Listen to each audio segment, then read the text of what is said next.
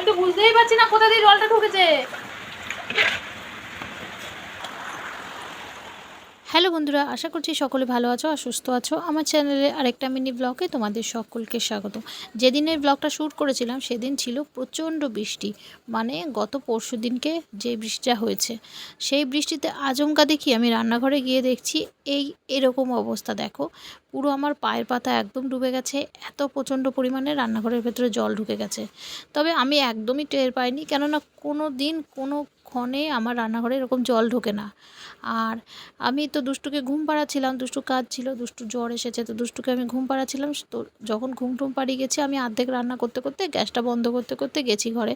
তারপরে মেয়েটাকে ঘুম পাড়িয়ে যখন রান্নাঘরের দিকে এসেছি, আমি আচমকা থমকে গেছি দেখে, মানে পুরো লাল জল, পুরো একদম কাদা জল সব রান্নাঘরের ভেতর ঢুকে গেছে। আর কত জল তোমরা তো দেখতেই পাচ্ছ। আমি এইভাবে একটা বাটি নিয়ে এই ছেঁকে ছেঁকে জল তুলছি। আর আমি কি যে করব কিছুই বুঝতে পারছি না। মিষ্টির বাবা তো বাড়ি নেই, এবার আমি একা কীভাবে কি করে জলটা তুলবো, কি করব না করব। আসল কথা হচ্ছে কোনো দিন এরকম ভোগান্তি আমার পোহাতে হয়নি। বাপের বাড়িতেও কোনো দিন ঘরে দুয়ারে জল ঢোকেনি, আর শ্বশুর বাড়িতেও না। আর কোনো দিন এরকম এত তো জল হয়নি।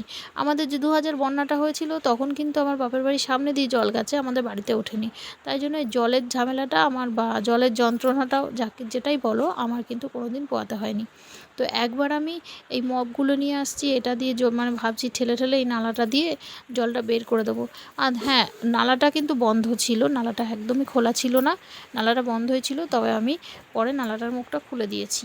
আর এই দেখো পেছনে কত জল জমে গেছে, আর এই জলটাই আসলে ঢুকে গেছে ঘরে। কীভাবে ঢুকলো আমি বুঝতে পারছি না। তবে ভিতুপুর করে আমার যেহেতু রান্নাঘরটা টিনের, তো টিনের ঘরের ফাঁক দিয়েই ঢুকে গেছে। এই জলটা এখন মিষ্টির বাবা না এলে, নালা না কেটে দিলে ওইটা বেরোবে না। তো কী করি বলো, একবার করে এই যে এটা দিয়ে একবার করে করছি, একবার করে গামলা দিয়ে জল ফেলছি, একবার করে হাত দিয়ে কাছি কাছি জল ফেলছি। কত জল যে হয়েছে, জল কিছুতেই বেরোচ্ছে না। তারপরে এই যে একটা উলের সোয়েটার নিয়েছি, এইটা দিয়েও আমি চিপে চিপে জলগুলো ভাবছি এই যদি এখান থেকে নিয়ে যদি নালাটার কাছে নিয়ে যাওয়া যায়, তাহলে হয়তো জলটা নালাটা দিয়ে বেরিয়ে যাবে। কিন্তু এই চেষ্টাটাই বৃথা হচ্ছে, কোনোভাবেই কোনো কিছু হচ্ছে না। তো অবশেষে কি করলাম বলো তো, ওই যে বাটিটা দিয়ে কিছুটা কাচিয়ে, তারপরে একটা ন্যাতা নিয়ে এসে চুবিয়ে চুবিয়ে কিছুটা জল তুলেছি, আবার কিছুটা হাত দিয়েও কাচিয়ে তুলেছি।